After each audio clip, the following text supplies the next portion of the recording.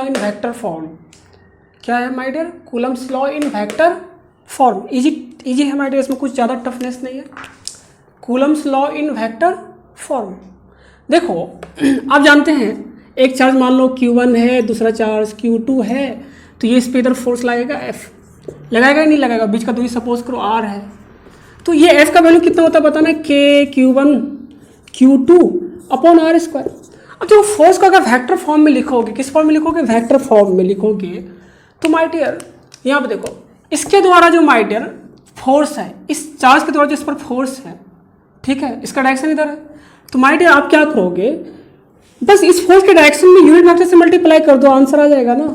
ये force vector form में आ जाएगा कि नहीं आएगा? सिंपल सा बात है यार, फिर से समझिए, Q1 Q2 bye R square magnitude होता है ना, ठीक है। अगर वेक्टर फॉर्म में लिखना है आपको, तो किसी भी मैग्नीट्यूड को अगर वेक्टर फॉर्म में लिखना है तो माइट उस डायरेक्शन के यूनिट वेक्टर से मल्टीप्लाई करना पड़ता है ना। तो इस डायरेक्शन में फोर्स है, तो इस डायरेक्शन यूनिट वेक्टर से मल्टीप्लाई कीजिए आर कैप से, तो आपका क्या आ जाएगा? फोर्स आ जाएगा। या फिर आप इसको ऐसे भी ले सकते हैं, Q1 Q2 by R square into R cap को क्या लिख सकते हैं? ये यूनिट वेक्टर है, क्या है माइटर? Unit vector in the direction of force. R cap को क्या लिख सकते हैं माइटर? Vector R upon R, magnitude of R, या सिंपल R। तो कितना हो जाएगा? Q1 Q2 upon R cube into vector R। आप कहीं कहीं फोर्स को ऐसे भी देखोगे लिखा होगा। अच्छा, किताब में माइटर डराने के लिए कैसे लिखता है Coulomb's law in vector form? देखना, सुनना खाली, तुम देखो, खाली डरना नहीं है माइटर, इसमें ऐसा कुछ नहीं है, डरने वाला ऐसा कोई बात नहीं है इसमें। क्या बोला कि कोई एक्स वाई सिस्टम या कुछ भी कोऑर्डिनेट सिस्टम है, ठीक है, ये कोई ओरिजिन है माइटर, यहां से कोई चार्ज है Q1, ठीक है, और यहां से कोई चार्ज है Q2। ये R1 पोजीशन वेक्टर, R1 दूरी पे है, R1 पोजीशन वेक्टर ले लो, ठीक है, और ये R2 डिस्टेंस पे है। कितना डिस्टेंस पे? R2, ठीक है। और इस दोनों को मिला दो,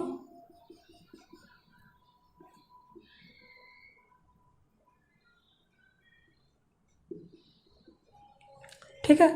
अब देखो माय डियर, आप तो जानते हैं इस दोनों के बीच का जो फोर्स होगा, इस दोनों के बीच का जो फोर्स होगा वो कितना होगा? F इक्वल टू यहाँ पे नहीं, यहाँ पे लिखो, F इक्वल टू होगा Q1 Q2 अपॉन बीच का डिस्टेंस R का स्क्वायर, होगा कि नहीं होगा? अच्छा, बीच का डिस्टेंस कितना है? R। या तो इसको आप ऐसे लिख सकते हो, मैग्नीट्यूड ऑफ R12, और इसको ऐसे लिख सकते हो, मैग्नीट्यूड ऑफ R21। याद है R12 डिस्प्लेसमेंट वेक्टर होता था। R12 क्या होता था बोलो दोस्त? R12 होता था R1 माइनस R2, और R21 कितना होता था? R2 minus R1। याद है वेक्टर में लोग पढ़े थे, पोजीशन वेक्टर, ये डिस्प्लेसमेंट वेक्टर होता था। हाँ, और ये जो R12 या R21 का मैग्नीट्यूड होगा मैटर, ये तो दूरी ही तो देगा, इस दूरी को R से डिनोट करती है, इस दूरी को R से डिनोट करती है। आप यहाँ देख लो, R12 बराबर मैग्नीट्यूड ऑफ R12 बराबर मैग्नीट्यूड ऑफ R21 बराबर कितना होगा? मैग्नीट्यूड ऑफ R के बराबर होगा। अच्छा, R12 का डायरेक्शन किधर होगा मैटर? 1 की तरफ। R12 का मतलब R से 1 से 2 की तरफ है इसका डायरेक्शन। R21 का क्या है? 2 से 1 की तरफ। देखो R12 का डायरेक्शन किधर होगा? इधर, वेक्टर R12 का डायरेक्शन। अच्छा, R21 का डायरेक्शन किधर होगा दोस्त? इधर, 2 से 1 की तरफ। कोई दिक्कत दोस्त? बोलो बोलो, सिंपल। R21 का डायरेक्शन इधर होगा, R12 का डायरेक्शन इधर होगा। अब हम लोग बात करते हैं फोर्स का। किसका बात करते हैं? फोर्स।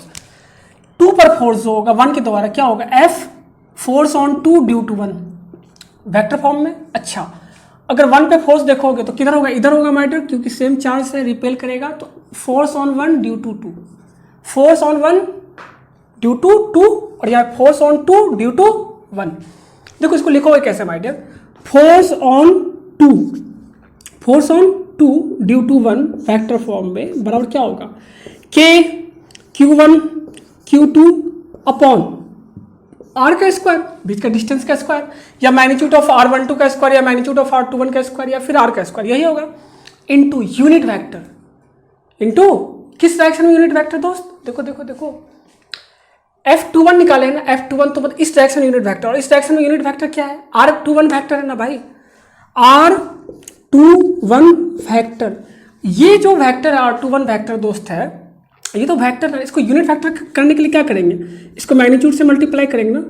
अरे किसी वेक्टर को मैग्नीट्यूड से मल्टीप्लाई करेंगे तो क्या होगा, यूनिट वेक्टर आता है ना, R21 वेक्टर। या सिंपली आप इसको ऐसे भी लिख सकते हो, देखो इंटू R21 का कैप लिख सकते हो। उसी तरह माई डियर सिट यार, उसी तरह फोर्स ऑन 1 ड्यू टू 2 कितना हो जाएगा बताओ, K Q1 Q2 upon R square, बीच का डिस्टेंस का square, into R12 cap, R12 cap. देखो फोर्स ऑन 1 ड्यू टू 2, इधर फोर्स का डायरेक्शन है तो इधर वाला यूनिट वेक्टर डालेंगे, R12 वेक्टर का कैप।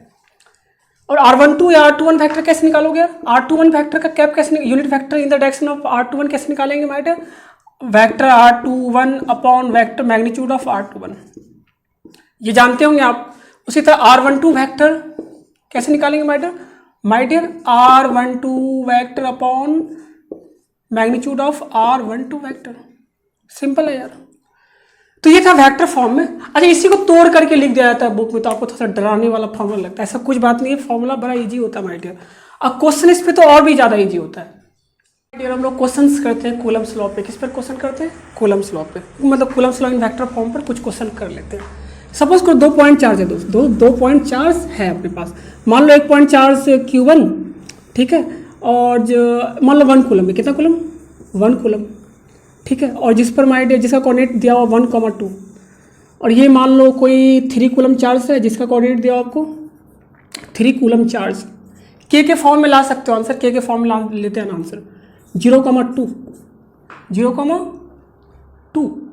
आपको ये दिया हुआ चार्ज, ठीक है। बोला फाइंड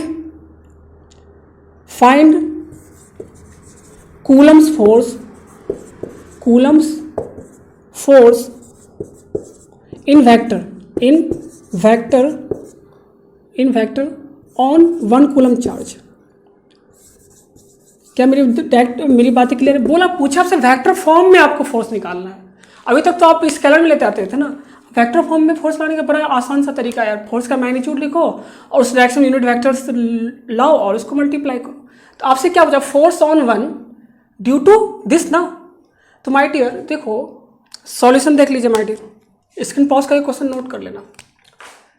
इस चार्ज के कारण इस पर जो हो फोर्स लगेगा उसका डायरेक्शन इधर होगा या नहीं होगा? हाँ, तो क्या होगा, फोर्स ऑन 1 कूलम चार्ज है ना बाय 3 कूलम चार्ज बराबर कितना होगा, बोलो दोस्त, होगा K1 Q1 into Q2 1 into 3 upon बीच का डिस्टेंस कितना होगा दोस्त, डिस्टेंस बता दो, बता दो।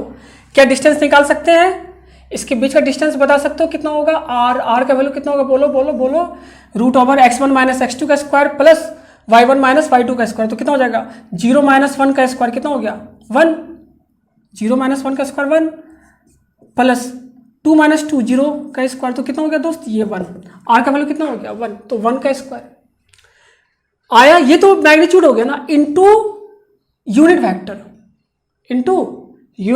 वेक्टर, तो यहां पे देखो R13 है ना, किस पर निकाले R13 कैप हो गया। तो R13 के डायरेक्शन यूनिट वेक्टर निकालो ना यार। तो R13 होगा कितना, देखो यहाँ पे R1 कितना है, देखो R1 माय डियर है 1 i cap plus 2 j cap, और R3 कितना है दोस्त 0 i cap plus 2 j cap, ठीक है। R13 कितना होगा दोस्त, R1 माइनस R3 कितना होगा, बोलो दिस माइनस दिस, तो 1 minus 0 1 i cap plus 2 minus 2 0 plus 0 j cap, तो कितना हो जाएगा 1 i कैप।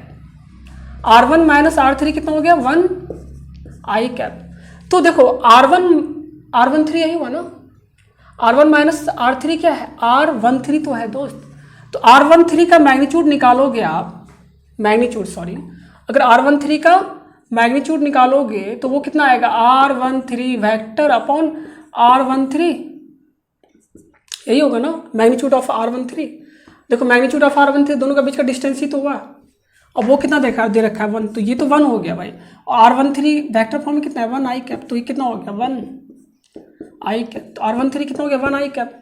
तो यहाँ पे देखो क्या हो जाएगा, वेक्टर फॉर्म में लिखोगे तो इंटू आई कैप हो जाएगा, यही आंसर होगा। फोर्स ऑन 1/3 कितना हो जाएगा दोस्त, 3k/3k I cap, this is answer. ठीक है, और देखो नोट डाउन करो, नहीं आया समझ में तो बताना यार। तो वेक्टर फॉर्म में है क्वेश्चन, वैसे इससे कम ही पूछता है यार, ऐसे 1-2 क्वेश्चन मैं करवा दे रहा हूँ, थोड़ा सा वेक्टर का कंसेप्ट क्लियर हो जाएगा माय डियर। क्वेश्चन पूछने का प्रोबेबिलिटी थोड़ा कम होता है इस पार्ट में।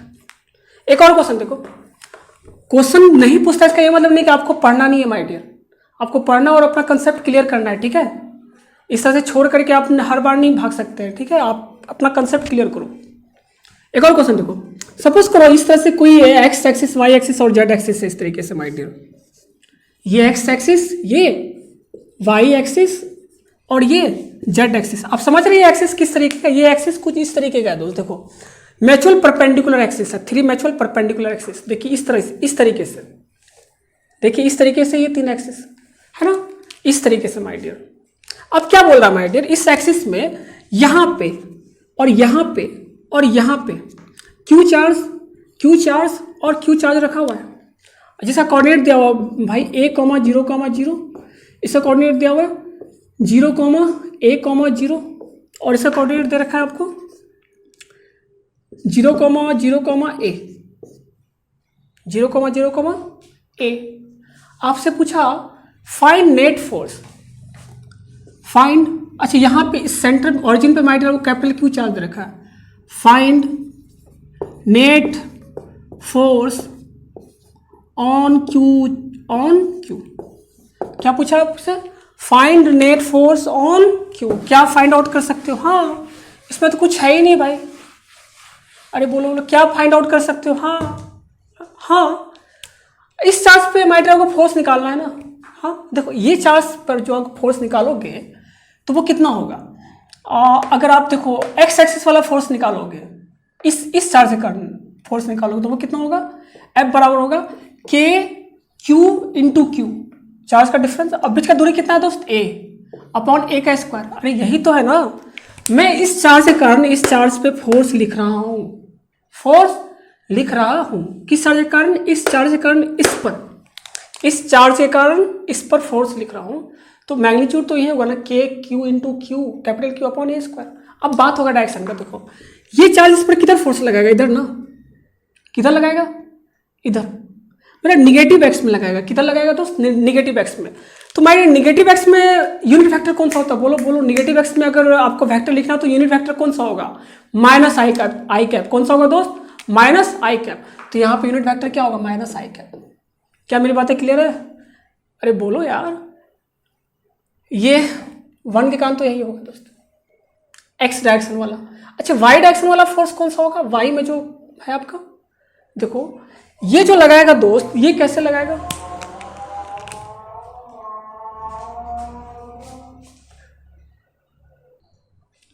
देखेंगे माय डियर आप लोग, यहां पर देखो हम लोग एफ एक्स निकाल लिए, ये एक्स एक्सिस पे जो चार्ज रखा उसके कारण फोर्स निकाल लिए, ठीक है, इसका डायरेक्शन क्या होगा, नेगेटिव एक्स डायरेक्शन में। अब देखो वाई एक्सिस में जो चार्ज रखा हो उस पर, उसके द्वारा इस पर फोर्स निकालो, तो देखो मैग्नीट्यूड तो होगा के Q capital q upon a square. Magnitude तो ये होगा भाई, कोई देख के बता सकता है, क्योंकि ये ए दूरी पर रखा हुआ है, इसका कोऑर्डिनेट कितना 0,a,a, मतलब वाई एक्सिस में कितना दूरी पर रखा हुआ है, ये ए डिस्टेंस पर रखा हुआ है, तो मैग्नीट्यूड तो ये होगा, हाँ भाई। बट डायरेक्शन क्या होगा माय डियर, ये क्यू है, ये दोनों पॉजिटिव चार्ज है माय डियर, तो कैसा होगा, दुश्मनी कि प्यार, नहीं दुश्मनी हुआ तो क्या होगा, इसको धक्का देगा ना, तो ये वाई एक्सिस में है, तो वाई एक्सिस के निगेटिव में धक्का देगा, तो वाई एक्सिस के निगेटिव डायरेक्शन में यूनिट वेक्टर क्या होगा, माइनस आई कैप। अच्छा अब माइनस जे कैप, सॉरी, अच्छा वाई एक्सिस के पॉजिटिव डायरेक्शन में ये यूनिट वेक्टर क्या होगा दोस्त, प्लस जे कैप, ठीक है, और वाई एक्सिस के निगेटिव डायरेक्शन यूनिट वेक्टर क्या लेंगे, माइनस जे कैप, तो क्या होगा माइनस जे कैप। उसी तरह जेड एक्सिस में बता दो कितना हो जाएगा, बोलो के Q upon a square into, ये माइनस होगा, सॉरी माइनस के कैप। अरे हाँ यार सेम बात है, इस मैग्नीट्यूड तो फोर्स का यही होगा दोस्त, ठीक है, बट डायरेक्शन क्या होगा, opposite Z, negative Z direction में ना, हाँ ठीक है, तो नेट फोर्स कितना हो गया, एफ नेट। आप जानते हैं सुपरपोजिशन प्रिंसिपल्स पे नेट फोर्स क्या होता है, ठीक है, vector summation of all the forces. तो माय डियर नेट फोर्स कितना हो जाएगा, एफ नेट हो जाएगा आपका this into this into this, कितना हो जाएगा बोलो, F X vector plus F Y vector plus F Z vector.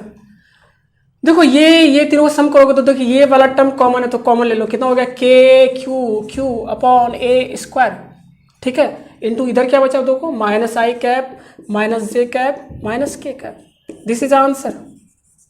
अच्छा मैग्नीट्यूड पूछ लिया, तो आपसे मैग्नीट्यूड पूछ लिया तो क्या होगा, इस फोर्स का मैग्नीट्यूड निकालोगे दोस्त, देखो यहाँ लिखता हूँ, एफ नेट निकालोगे तो इसका मैग्नीट्यूड लोगे आप, तो मैग्नीट्यूड ये कांस्टेंट वाला टर्म तो ऐसे रह जाएगा K Q upon a square. इसका मैग्नीट्यूड कितना होगा, X I cap plus Y J cap plus Z K cap का मैग्नीट्यूड क्या होता है my dear, root over X square plus Y square plus Z square ना। तो उसी तरह बताओ तो रूट ओवर 1 स्क्वायर माइनस 1 का स्क्वायर प्लस माइनस 1 का स्क्वायर प्लस माइनस 1 का स्क्वायर, तो कितना होगा 1 square plus 1 square plus 1 square, मतलब माइनस 1 है तो 1 लिख दिया हूँ मैं। तो के Q upon a square into root 3, यही आंसर हो जाएगा आपका। या फिर शायद उधर नजर नहीं आया होगा तो यानी तो आप यहाँ से भी कर सकते हो, कोई बड़ा चीज नहीं है, ये खुद से भी मैग्नीट्यूड निकाल सकते हो यार। ये था Coulomb's law in vector form my dear, खत्म हो गया। अगर आपको समझ नहीं आया तो माय डियर आप मैसेज कीजिए, ठीक है, और या फिर कहीं से भी बुक से पढ़ो, देखो बुक से समझने की कोशिश करना, आ जाएगा, बड़ा इजी है, ऐसा बात नहीं। ये वैसे क्वेश्चन बहुत कम पॉसिबिलिटीज होता है यहाँ से पूछने का, मगर पूछ सकता, आपको आना चाहिए दोस्त, आपको ये क्वेश्चन ये सब चीज़ आना चाहिए। थोड़ा सा वेक्टर होता है तो बच्चों को लगता है कि सर क्या मतलब कितना टफ है, ऐसा कुछ नहीं है भाई, इजी है, ठीक है, बस समझने में आपको थोड़ा सा हेर फेर होता है क्योंकि डायरेक्शन होता है ना इसमें, तो इसलिए आपको मतलब थोड़ा सा डर लगता है आप लोग को डायरेक्शन ऑफ। दोस्तों अगला जो पॉइंट है आप लोग का, अगला जो टॉपिक होगा वो Coulomb's law in any medium, in any medium. आप लोग बहुत कमेंट करे थे सर अदर मीडियम में क्या होगा, मीडियम आ गया लो यार, अदर मीडियम में क्या होगा, इस पर हम लोग डिस्कशन अब करने वाले हैं, ठीक है। तो देखिए दोस्त एक्चुअली क्या होता है, अगर एयर या वैक्यूम मीडियम रहा तो क्या होगा, सुनना, एयर या वैक्यूम मीडियम रहा, सपोज को दो चार्ज है Q1 दूसरा चार्ज है Q2, बीच का दूरी ले लो r, तो F इक्वल टू होता है according to Coulomb's law K Q1 Q2 upon r square, ठीक है। For air medium, for air और वैक्यूम मीडियम, वैक्यूम K का वैल्यू होता है 1/4 pi epsilon naught, 1/4 pi epsilon naught, ये होता है K का वैल्यू भाई, इसमें तो कोई दिक्कत ही नहीं। हाँ सर K का वैल्यू क्या हो गया 1/4 पाई एप्सिलॉन नॉट, और इसका वैल्यू कितना आता है 9 × 10⁹ और इसमें एप्सिलॉन नॉट क्या है दोस्त, परमिटिविटी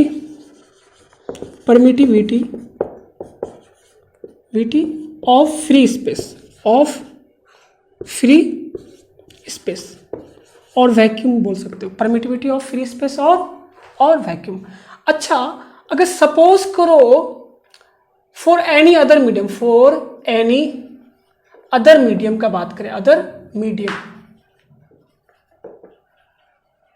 तो माय डियर जो K का जो वैल्यू होता है ना, K का जो वैल्यू होता है आपका वो होता है 1/4 पाई एप्सिलॉन, 1/4 पाई एप्सिलॉन। किसी भी मीडियम के लिए क्या होता है एप्सिलॉन होता है माय डियर, इस एप्सिलॉन को बोलते हैं permittivity of medium, permittivity of medium, क्या बोलते हैं इसको एप्सिलॉन को, परमिटिविटी ऑफ मीडियम। और इसके लिए माइड एक और चीज डिफाइन करते हैं हम लोग, एप्सिलॉन आर बोलेंगे इसको, क्या बोलेंगे एप्सिलॉन आर, इसको बोलते हैं रिलेटिव परमिटिविटी,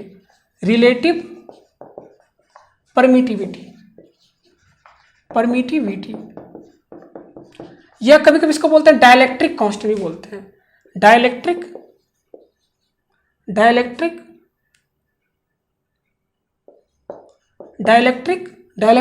कांस्टेंट।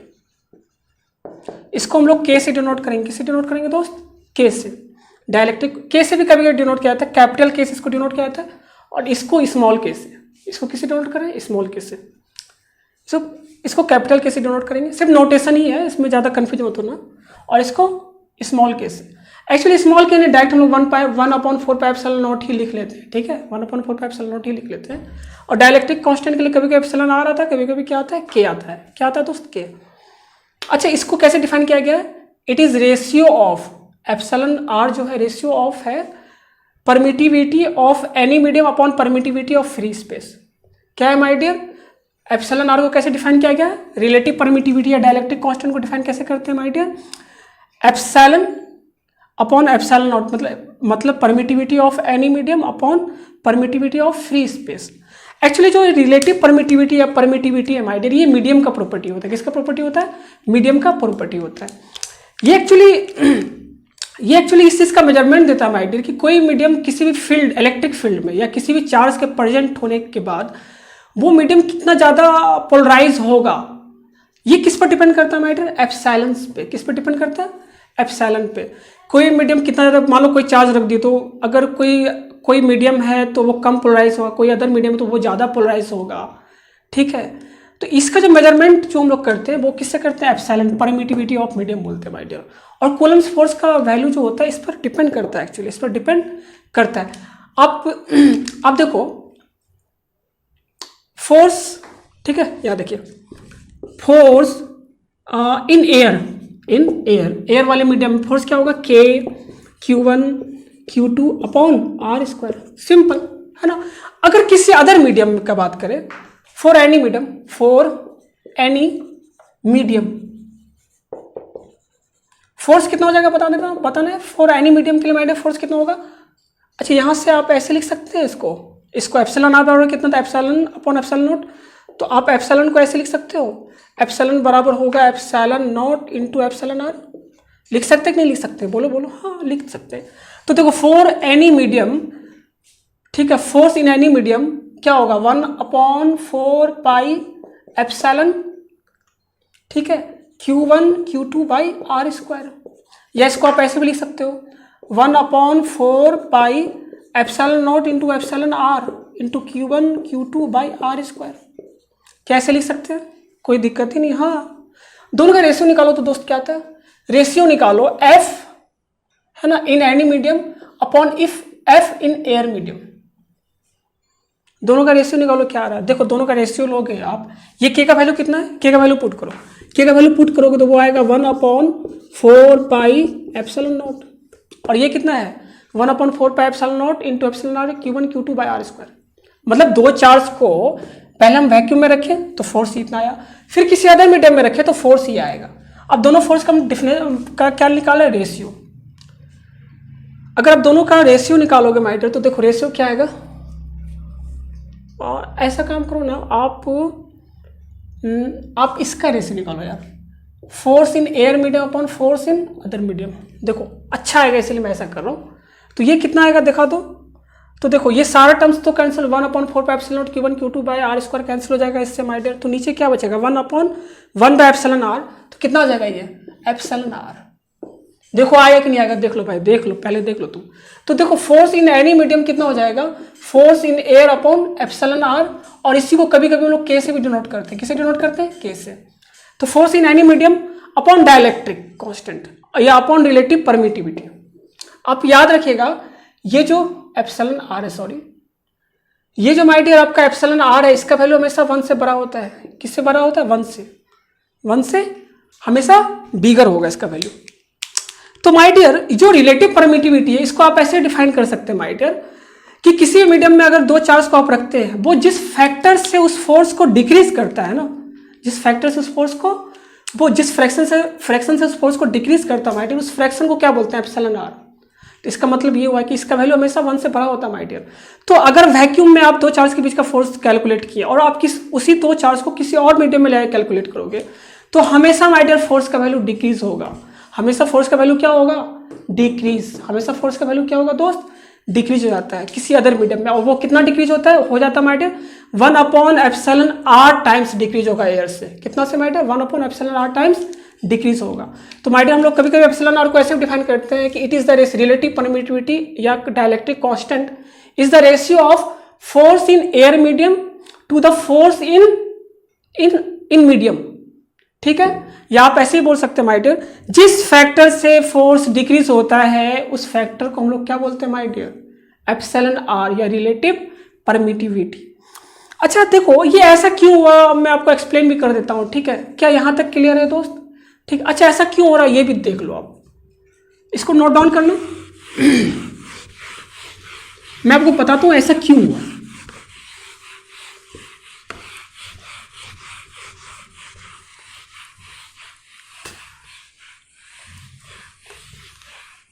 सुनिएगा माय डियर,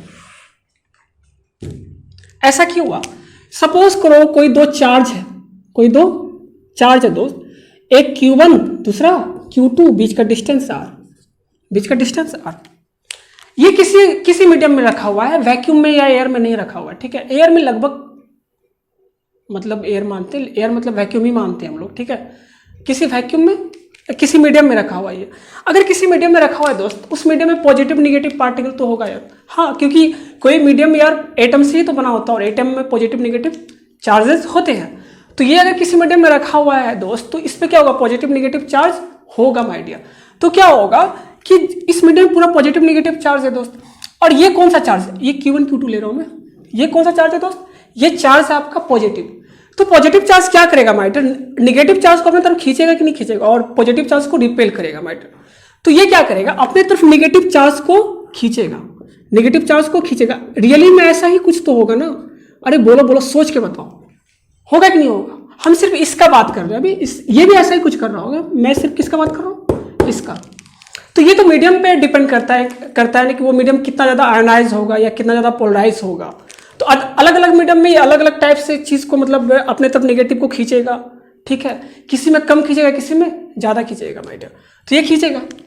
अगर देखो अब यहाँ पे ये भी चार्ज है, तो माय डियर क्या होगा, देखो ये तो माय डियर पॉजिटिव चार्ज था, अपने तरफ नेगेटिव चार्ज को मोहब्बत के लिए माय डियर खींच लिया अपने तरफ, प्यार में। क्योंकि आप जानते हैं opposite charge attract each other my dear. तो मोहब्बत में क्या होगा, क्या होगा बोलो, चार्ज को खींचेगा माय डियर। यहाँ पे भी तो एक पॉजिटिव चार्ज है, जो कि ये भी तो मोहब्बत करेगा इस नेगेटिव चार्ज से, बट क्योंकि ये नेगेटिव चार्ज से करीब में है तो ये इसके पास आ गया।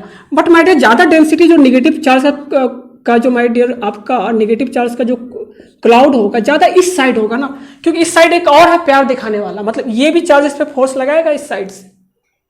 समझे नहीं समझे माय डियर। तो माय डियर मेरे कहने का मतलब ये है, ये जो चार्ज जो खींचा, ये जो पॉजिटिव चार्ज अपने तरफ मीडियम को पोलराइज करके नेगेटिव चार्ज अपने तरफ जो रखा, ये पूरा पूरा सिमेट्रिकली डिस्ट्रीब्यूट नहीं होगा।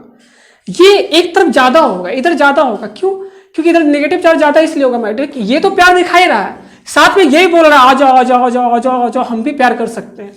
मगर माय डियर ये इसके करीब है, इसलिए यहाँ से नहीं यहाँ पे आ रहा है। क्या मेरी बातें क्लियर है। तो माय डियर होगा क्या है एक्चुअली में, ऐसा यहाँ पे ऐसा ये होगा कि यहाँ पे जो ये जो नेगेटिव चार्ज जो जमा हुआ ना, इसका सेंटर यहाँ पे ना होकर कुछ यहाँ पे आ जाएगा। क्या मेरी बातें क्लियर है। इसका जो होगा वो कुछ जो सेंटर जो होगा, इसका सेंटर ऑफ मास बोलो या सेंटर ऑफ चार्ज बोलो, कुछ यहाँ पे ना आकर के कुछ इधर आ जाएगा ना। तो इस चार्ज पे दो फोर्स लगेगा दोस्त, इस चार्ज पे दो फोर्स लगेगा। एक तो फोर्स लगेगा F force due to Q1 charge, एक तो फोर्स इस चार्ज सॉरी Q2 चार्ज, एक तो फोर्स इस चार्ज पे, इस चार्ज के कारण लगेगा। दूसरा माय डियर ये जो इंड्यूस्ड मीडियम जो इंड्यूस हुआ दूसरा, उस वो भी तो फोर्स लगाएगा माय डियर। देखो यहाँ पे है, यहाँ पे नेगेटिव चार्ज का ये है माय डियर और यहाँ पे पॉजिटिव चार्ज है। तो ये चार्ज जो फोर्स लगेगा ये अपने तरफ खींचेगा ना, तो एक इधर भी एक इंड्यूस्ड फोर्स आ जाएगा। आएगा कि नहीं आएगा, बोलो बोलो। क्या मेरी बातें क्लियर है।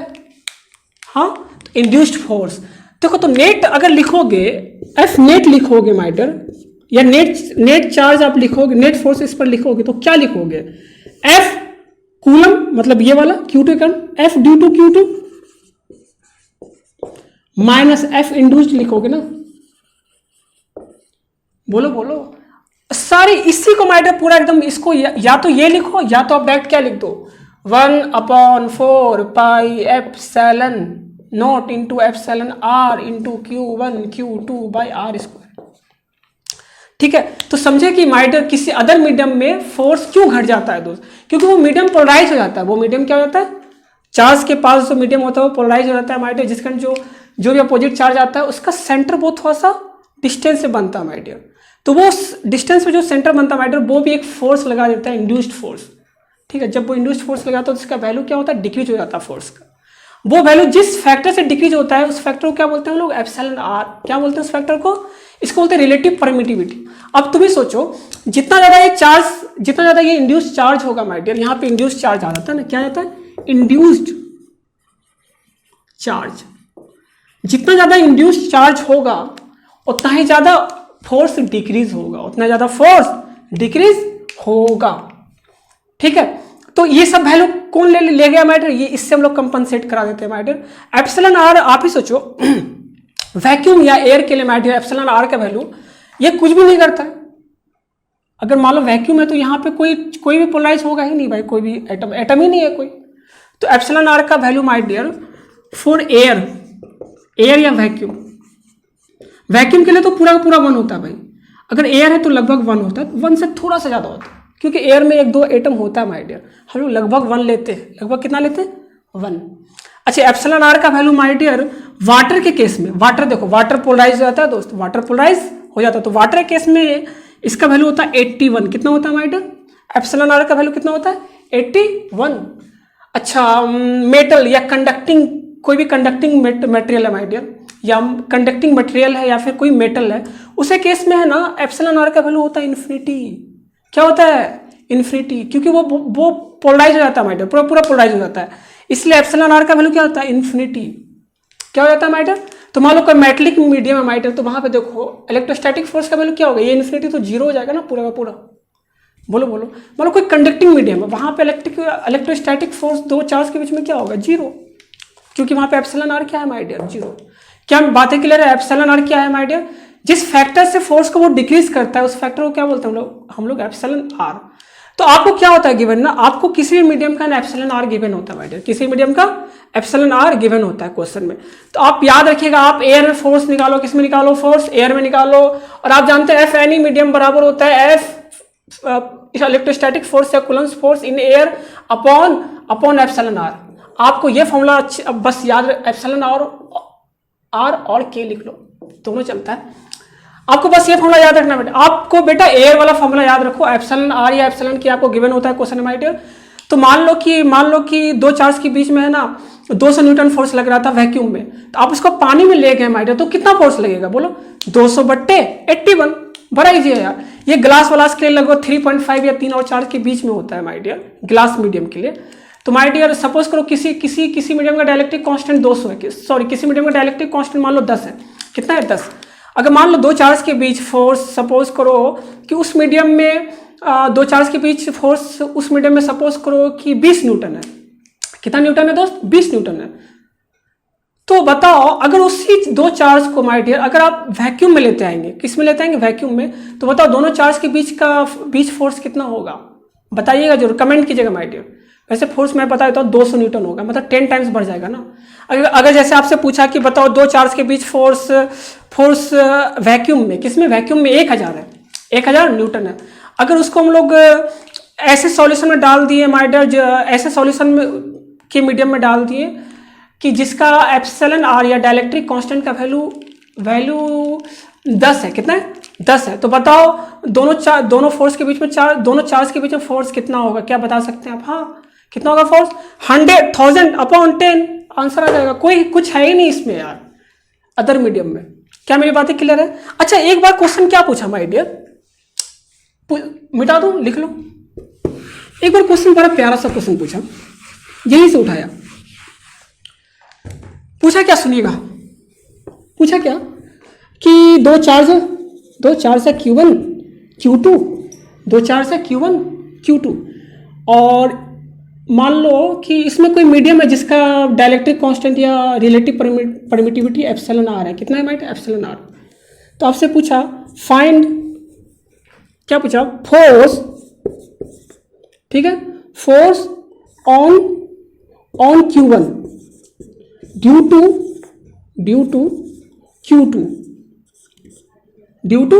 Q2, और दूसरा इसमें पूछा force on Q1 due to Q2 only. देखो इसमें दोनों में बहुत अंतर है माय डियर। ये जो force on Q1 due to Q2 जो आप बोलते हैं, तो ये नेट फोर्स बोलता है ना, ये इंड्यूस्ड फोर्स सबको कंसीडर करके ये नेट फोर्स बताता है माय डियर। और इसका किसी अदर मीडियम में माय डियर इसका कितना होता है बता सकते हैं, 1/4 pi epsilon naught into epsilon R into Q1 Q2/r²।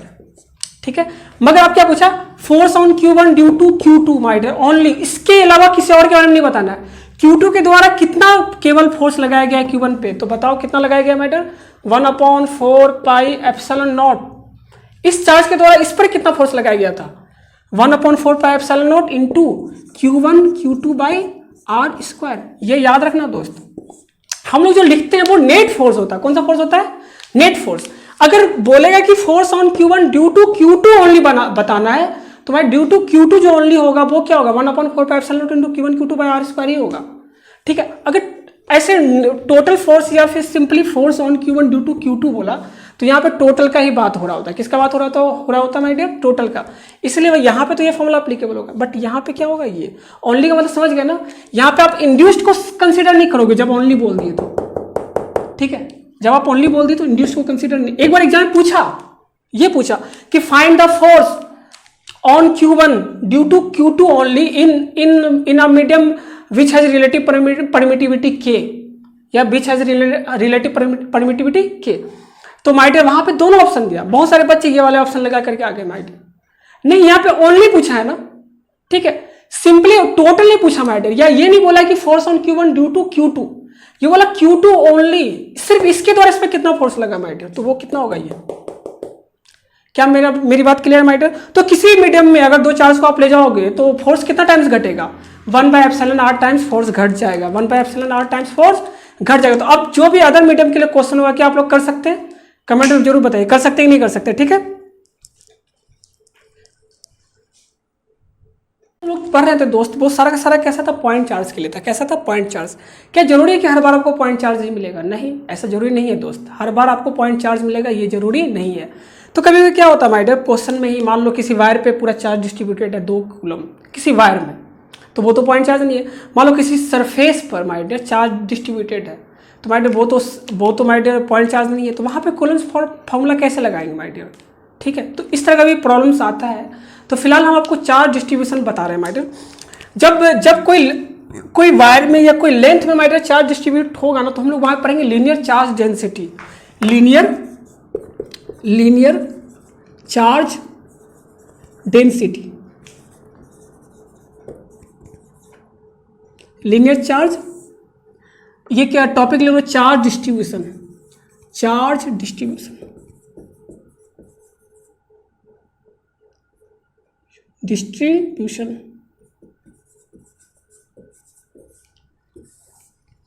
Charge distribution, linear charge density, इसको लैम्डा से डिनोट करते हैं माय डियर।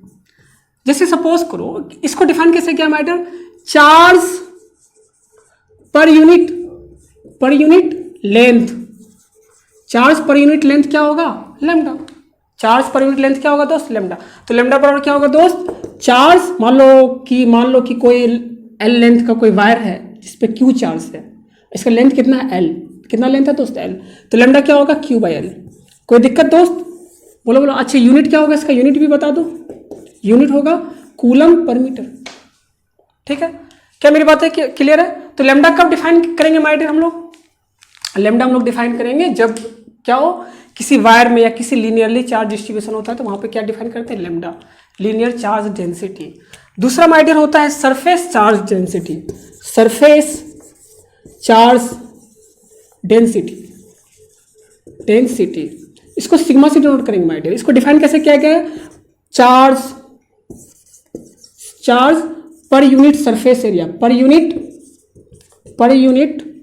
सरफेस एरिया, क्या बोलते हैं इसको, surface charge density my dear.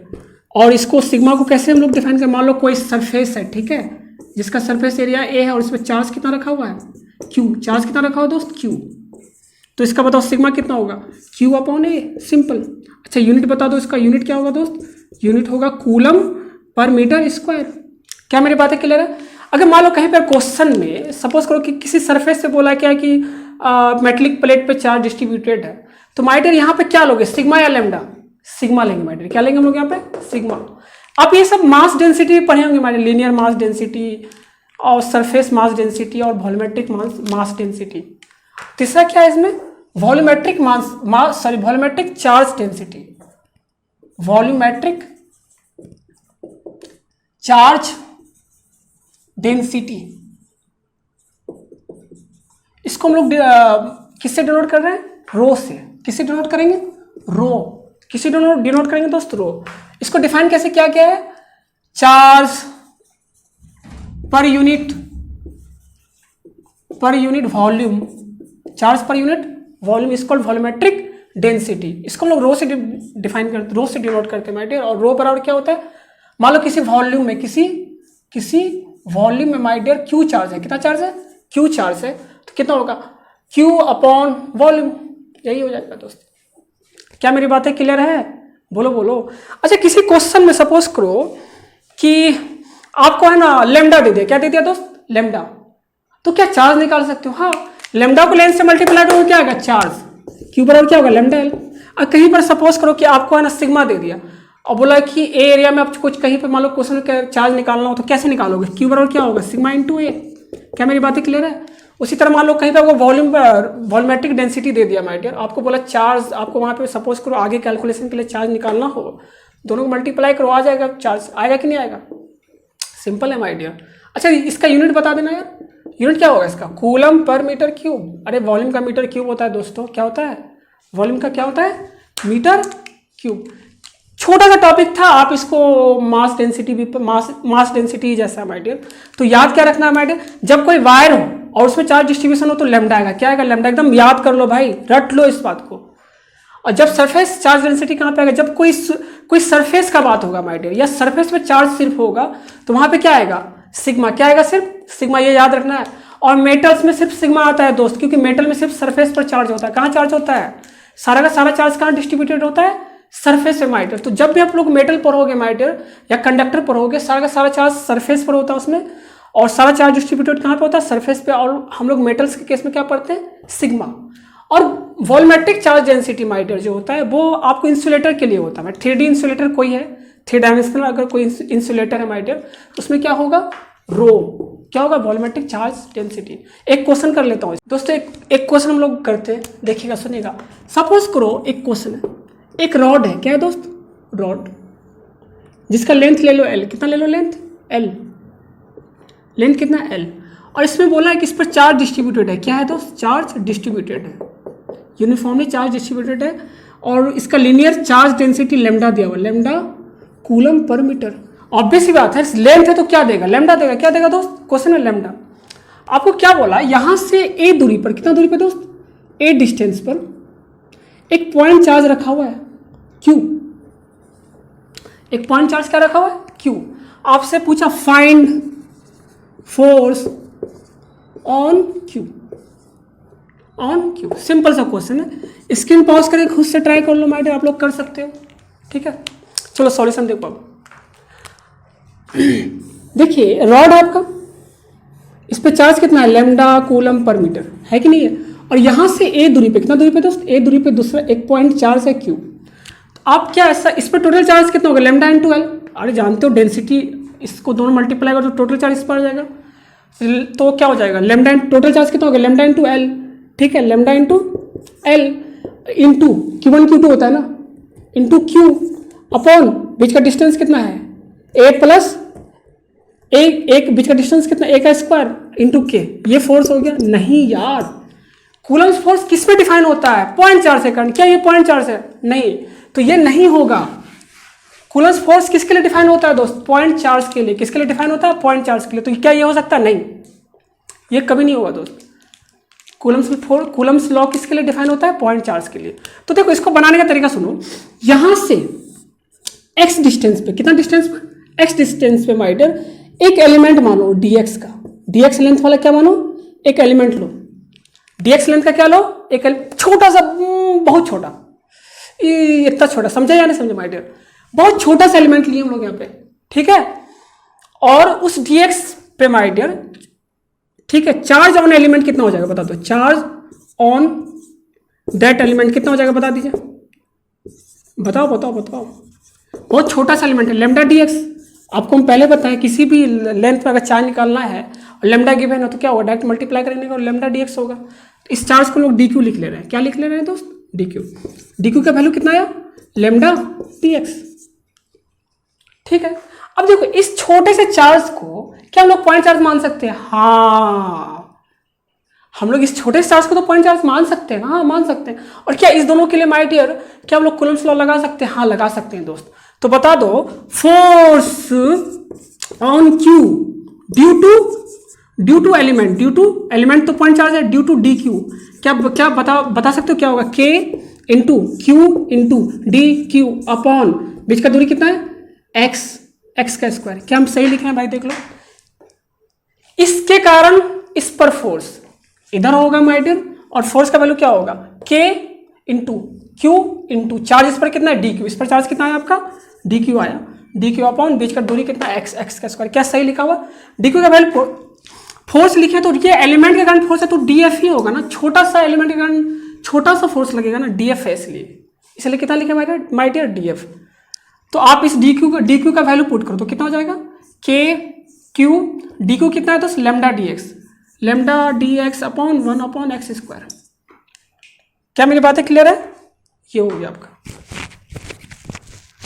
अब देखो अगला सुनिए माय डियर, टोटल फोर्स अगर निकालना हो तो क्या करेंगे? बोलो टोटल फोर्स के लिए क्या करोगे? इंटीग्रेशन। क्या करोगे माय डियर? इंटीग्रेशन करोगे तो क्या होगा? के Q lambda D x upon x square. अच्छा देखो x का dx है माय डियर, तो x का ही तो आप क्या डालोगे? लिमिट। तो देखो जब एलिमेंट यहां पे होता तो x कितना होता? a। अच्छा जब एलिमेंट यहां पे लोगे तो x कितना होगा? a plus L. कितना होगा दोस्त? क्योंकि ये लेंथ l दिया हुआ आपको, तो a से a प्लस एल। तो देखो तो यहां से आप इंटीग्रेशन करोगे माय डियर, के क्यू लेमडा तो कांस्टेंट बाहर निकल गया, 1/x स्क्वायर का इंटीग्रेशन कितना होता है दोस्त? देखो 1/x स्क्वायर का इंटीग्रेशन कितना होगा? x पावर -2 + 1 अपॉन -2 + 1, यही होगा ना, x पावर -2 है तो पावर में एक प्लस होता है और वही चीज क्या होता है? डिवाइड होता है माय डियर। तो यहाँ पे कितना हो जाएगा? x पावर -1 अपॉन 1 है तो -1/x। क्या सही लिखा हो? हाँ। तो कितना हो जाएगा? -1/x। कहाँ से कहाँ तक दोस्त? a से a प्लस एल तक। देखो के क्यू लेमडा, देखो निगेटिव तो कितना होगा? 1/a -1 upon a plus L. यार लिमिट पुट की, क्या पुट किया? देखो माइनस है तो upper limit minus lower limit होता है तो माइनस होगा तो क्या कंपनसेट हो जाएगा ना, तो ये वाला पहले आएगा ये वाला बाद में आएगा, क्योंकि यहाँ माइनस है इसलिए माय डियर। अगर यहाँ प्लस होता तो ये वाला पहले आता ये वाला बाद में आता। वैसे देखो रूल क्या है कि ये लिमिट पहले लिखोगे उसके बाद ये वाला लिखोगे ना, माइनस है तो मैं डायरेक्ट लिख दिया ये वाला पहले और ये वाला बाद में। तो क्या हो जाएगा बोलो? के क्यू लेमडा और देखो नीचे क्या होगा? a into A plus L हो जाएगा और ऊपर क्या होगा? a प्लस एल माइनस ए। तो a ने a को मार दिया तो कितना आ जाएगा आंसर बोलो? के Q lambda L upon a into A plus L. ये आपका हो गया टोटल फोर्स। इजी था यार, कुछ नहीं था इस क्वेश्चन में, समझे? इजी था, आप इससे शॉर्ट में कर सकते हो यार, हम तो बहुत ज़्यादा एक्सप्लेन कर दिए ना, इतना ज़्यादा एक्सप्लेन करने की जरूरत ही नहीं है इसको। ठीक है, आज के लिए माय डियर इतना ही लेक्चर रखते हैं दोस्त। आप लोग और अच्छे से पढ़िए माय डियर, और क्वेश्चन को बनाओ, रूम पे बैठ के बनाइए क्वेश्चन को, अच्छे से क्वेश्चन को सॉल्व करो। क्वेश्चन बहुत ज़्यादा टफ होता नहीं है वैसे, बट थोड़ा सा क्या होता है ना कि इसमें वेक्टर है तो थोड़ा सा बच्चे को टफ लगता है दोस्त। बिल्कुल टफ नहीं है माय डियर, अगर आपको टफ लगता भी है तो आप कोशिश करो, एक दिन वो इजी जरूर लगेगा यार। मेहनत हर चीज़ का सॉल्यूशन होता है माय डियर, ठीक है? आप यकीन मानिए, hard work is the key of success my dear. इस चीज को कभी मत भूलिए कि आप मेहनत करके एक दिन हर चीज को फतह कर सकते हो यार। थोड़ा सा टेक्निक अगर हो तो और जल्दी फतह कर लोगे माय डियर। तो सो प्लीज ये क्वेश्चन है और इसमें थोड़ा सा वेक्टर और इंटीग्रेशन घुस जाता है तो बच्चे को थोड़ा टफ लगता है, मेडिकल वाले को तो और ज़्यादा टफ लगता है यार। कुछ नहीं यार, फिजिक्स बहुत ईजी चीज़ है। मैं एक लेक्चर बनाऊंगा कि how to learn physics easily my dear, कल या परसों बनाता हूँ, ठीक है, रिसर्च करके थोड़ा सा। तो आप लोग वो वीडियो जरूर देखना, ठीक है? आप लोग कमेंट करो, लाइक करो, सब्सक्राइब करो और अपने फ्रेंड में प्लीज़ शेयर भी करना यार, ठीक है? थोड़ा सा मोटिवेशन मिलता है। और आज आपका ये वाला पार्ट खत्म हो गया, फोर्स वाला पार्ट। हम लोग कल पढ़ेंगे इलेक्ट्रिक फील्ड। इसमें बहुत सारा क्वेश्चन कर लिया यार। क्वेश्चन इसलिए कि थोड़ा सा स्टार्टिंग में थोड़ा सा ना मतलब वो क्वेश्चन से मतलब भागने का फोबिया खत्म होगा दोस्त आप लोगों का, क्योंकि बच्चे फिजिक्स के क्वेश्चन से डरते हैं न्यूमेरिकल से यार। न्यूमेरिकल में कुछ नहीं है, अगर नहीं समझ आया तो प्लीज़ पूछिए हम आप हमसे, मैं आपको बताऊँगा। कॉल कर लो आप, मैं बताऊँगा आपको सारा क्वेश्चन का आंसर, या फिर कैसे हुआ समझाऊँगा मैं आपको। तो प्लीज़ माय डियर अच्छे से पढ़ाई करिए एंड गुड लक, ठीक है? घर पे रहो यार, अच्छे से रहो घर पे और खुश रहिए, ठीक है। और बी पॉजिटिव यार, हमेशा पॉजिटिव रहो यार, कर सकते हैं। अगर फिजिक्स में क्वेश्चन नहीं बने तो प्लीज़ निगेटिव होने का जरूरत नहीं है आपको, निगेटिव मत हो यार, ठीक है। निगेटिविटी आपको सिर्फ है ना अंधकार में ले जाता है, पॉजिटिविटी आपको लाइट्स में ले जाता है दोस्त। तो हमेशा पॉजिटिव रहिए ना, बी पॉजिटिव दोस्त। Thank you, bye.